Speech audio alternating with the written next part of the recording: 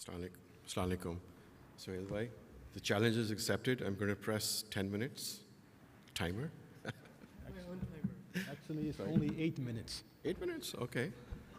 Right. Okay. So just a second. I'll just set that again. Sorry. 8 minutes. Okay. Assalamu alaikum, everybody.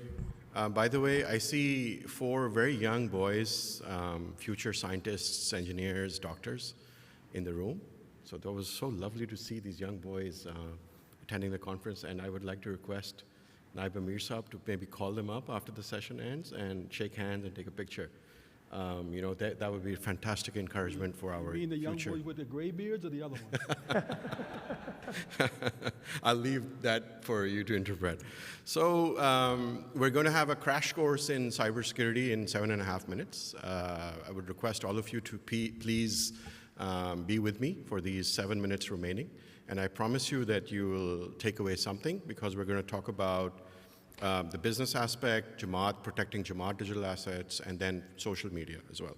So Quranic reference, A'udhu billahi minash shaitanir rajeem, Bismillahir Rahmanir Rahim. So here in English, be on your guard.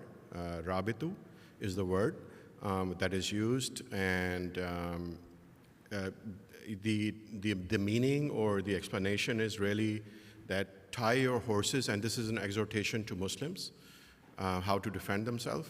Tie your horses in readiness at the frontier, or keep post, or remain at the frontier of the enemy in preparation. So this is the concept of defending yourself at the frontier. Now, what has changed is that, of course, we have the digital frontier. Globalization, digital transformation, organizations are boundaryless, there's data. Data is the new oil. Right, so now the physical frontiers have transformed into the digital frontier. So what's the threat? The threat is really digital fraud, identity theft, sophistication of attacks. We've recently, in the last few years, have AI and the introduction of AI. Attackers are using it more probably than the defenders are. Profitability. You don't need logistics, you don't need an army, you don't need guns. You have a hacker sitting in a basement somewhere in the world, and the whole world is an attack surface available to them. And then the proliferation, the global cyber crime today exceeds the global drug trade, illegal drug trade. Imagine that. And this happened a few years ago. This is a global statistic, so it's very profitable, unfortunately. So how bad is it? These are just some industry stats.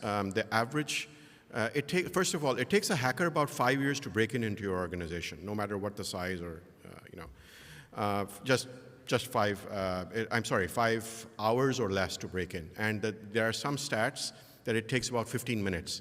If you have a poor security posture, it takes about 15 minutes to break in. The average cost of a data breach, accumulated data, is about $9.5 million. $2.75 million is the average payment in ransomware if you get attacked, and they'll, when you average it out. And it takes, small organizations are particularly vulnerable, and more than 60% of small organizations have gone out of business within 6 months of a cyber attack. 46% of all the attacks are on small businesses. So who are the bad guys? Hackers. Nation-state actors are organized governments, funded, well-funded, and then hacktivists who have a political agenda.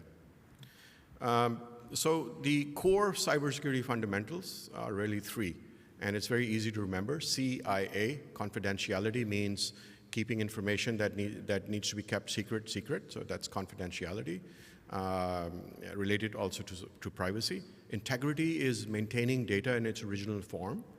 For example, transactions in a bank, they should remain as they're supposed to be. There should not be small charges which are appearing on your credit card bill, which are because of a malfunction in the system.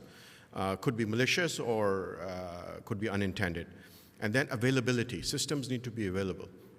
Portals, applications that we use, they need to be available because we're used to that now. right? So CIA confidentiality, keeping information secret, integrity, keeping information in its original form as it's supposed to function. Availability is making sure systems are available. And here are some controls. Now, cybersecurity is a practice, and it's all about controls. That's what we work with cybersecurity professionals every day. Encryption and access control are examples of confidentiality.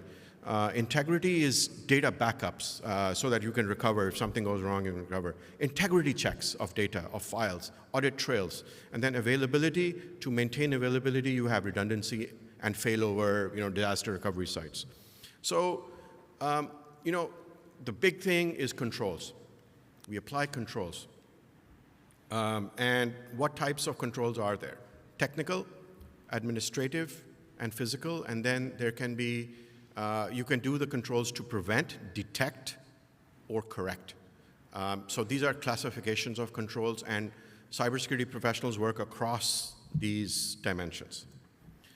Risk management is very deeply entrenched into cybersecurity, and we look at risk frameworks, we look at risk management, risk assessment, and obviously there's no time to go into that, but the entire cybersecurity domain is basically based on risk. Where is more risk? What is the priority? And for standards, because cybersecurity is a very broad field, we use standards and frameworks like the ISO standards, NIST, OWASP. There's so many. And these are built-up frameworks which are available, and then you don't have to reinvent the wheel. You pick up a framework, and then you apply the controls which are part of that framework. Thank you. So looks like I'm losing out on the challenge that I just set out in the beginning, right? So cybersecurity process is about plan, implement, check, and then act. It's a cyclical process. So as far as the Jamaat digital assets, I'll just quickly wrap up. We have so much data, portals, Al-Islam, internal networks, social media presence, and I think there's a call to action to get more organized around this and to manage the cybersecurity just like a commercial organization does. For your business, it's you may be running a business, there's basic security hygiene, you need to protect your data, you need to ensure there's compliance, you need to ensure there's resilience, your business needs to stay up, and the entire cybersecurity framework is like these 12 controls: network security, data security, risk management, cloud security, incident response. So like I said, it's a complete framework that we have to implement, but then you look at the size of the organization, the type of business, and then we have a strategy to do that.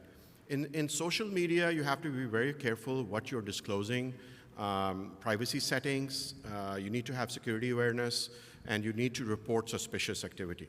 So this is my last slide. So conclusion, technological advancements, globalization, and digital transformation trends are continuing unabated. Jamaat and businesses should adopt cybersecurity protection measures to defend against cyber attacks. We could just be lucky that the Jamaat has not had a major cyber attack on one of its main portals, but that doesn't mean that we shouldn't be, oh, there you go. That doesn't mean we shouldn't be ready at the digital frontiers with our horses tied, and social media attacks like identity theft, online fraud are rapidly increasing, and the awareness and precautions need to be taken. Thank you so much.